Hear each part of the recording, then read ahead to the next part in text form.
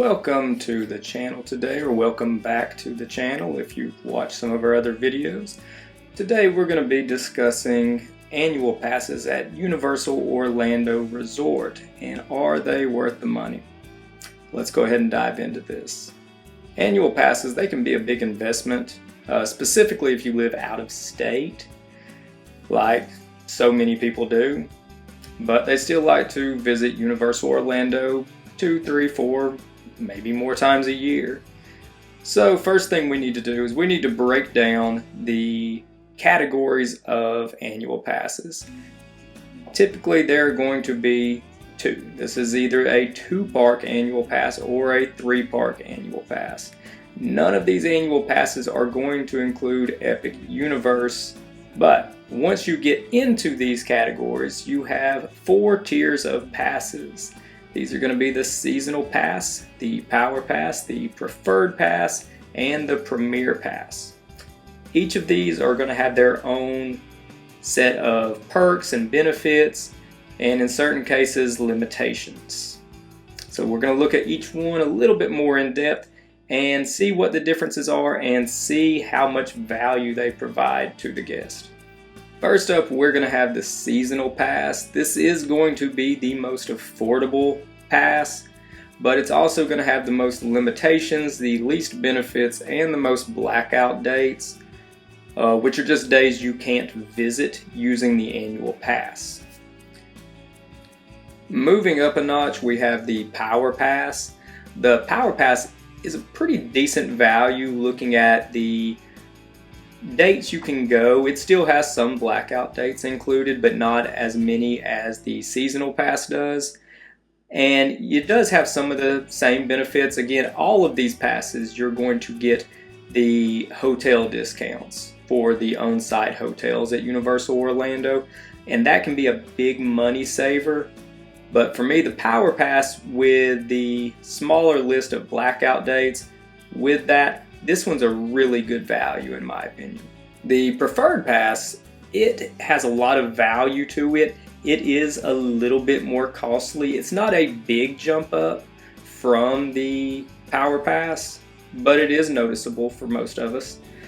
But you are going to get more perks and benefits to it. Mainly the most important to me, someone who budgets everything out, is going to be the discount on food and merchandise throughout the park and City Walk. You don't get that with the previous 2 passes, but you do get it with this one, and that can make a big difference depending on how much you spend on food or merchandise during your time at the park.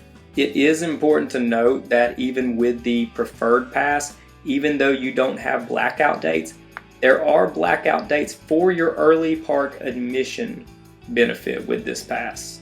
So just be aware of that when you're looking at it. Again, there's a lot more information on the blackout dates under the annual pass holder tab on Universal Orlando's website. I'll show you how to go there.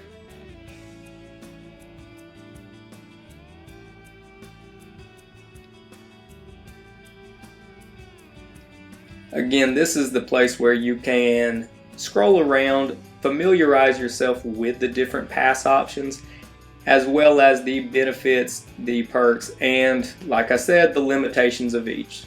Finally, the top tier pass is going to be the Premier Pass. This is going to have all of the benefits and perks of the previous passes, plus some. And these other benefits are going to be free parking. You're also going to get 1 free ticket for 1 night for Halloween Horror Nights each year.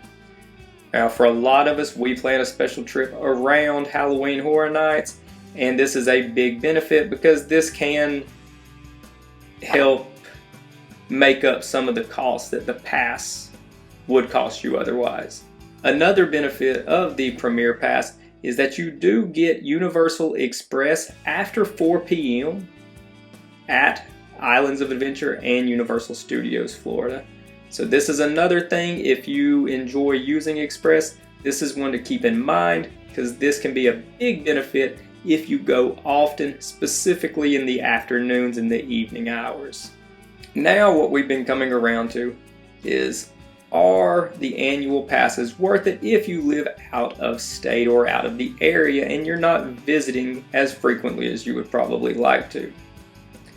There are a few things we need to really look at. The first one being the frequency of your visits. How often are you going to be able to go?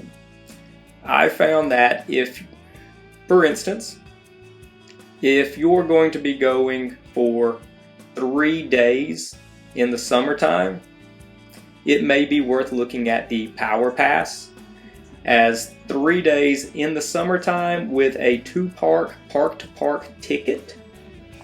So this would be Islands of Adventure and Universal Studios. You're going to be looking at almost $400 in tickets for the 3 days during the summertime season. So just for a little bit more, you would get the hotel benefits of being a pass holder as well for your next visit. The next thing to keep in mind are the perks and discounts. How much do you spend on food or merchandise throughout the parks? Again, the discounts for the different locations can be found on the Universal Orlando website under the Pass Holder tab. And these can make a big difference in the value that your pass adds to you, as a 10% discount on certain food items or certain merchandise items throughout City Walk and the parks can make a big difference if you spend a lot year to year at the parks. Again, if you are a Premier Pass holder, you will be getting that 1 free night ticket for Halloween Horror Nights. Now this in and of itself is going to save you about $100 even if you go on one of the not so crowded nights, or one of the nights that it's projected to not be as crowded. So just this $100 special ticket could help make up the difference of the pass throughout the year. Anyone traveling from out of the area is obviously going to incur some travel costs, whether you're flying in or driving in, and this is something else that you have to keep in mind of when you're budgeting for these passes. Again, I can't stress it enough. Make sure you're paying attention to the blackout dates of each pass type to make sure that it works around your vacation schedule or when you would prefer to take your vacations or your trips to the parks. So to sum everything up, an annual pass can definitely be worth the investment that you're going to put into it if you visit enough. Again, I think that sweet spot is somewhere, if you're going to visit more than 3 or 4 days each year, it's definitely worth taking advantage of. And if you're going to be making 2 trips, it definitely is, specifically if you like to stay on site at one of Universal Orlando's hotels, because the discount on that will more than make up for the difference in a cost of tickets versus the annual pass. So definitely keep that in mind. But everyone's situation is different, and you have to look at your guidelines and your budget and make the best decision for you.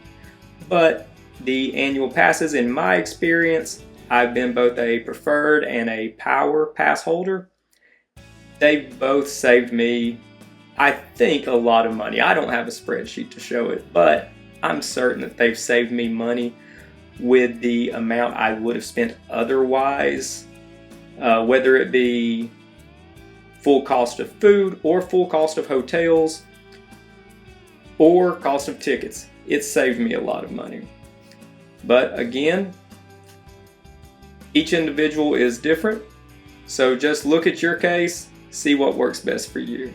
To close out, I'd just like to thank you for watching today. I would appreciate it if you'd like, subscribe, hit the notification bell. We're going to keep putting out videos like this, and we would love for you to be a part of it. But until next time, get out there and have fun. Thanks.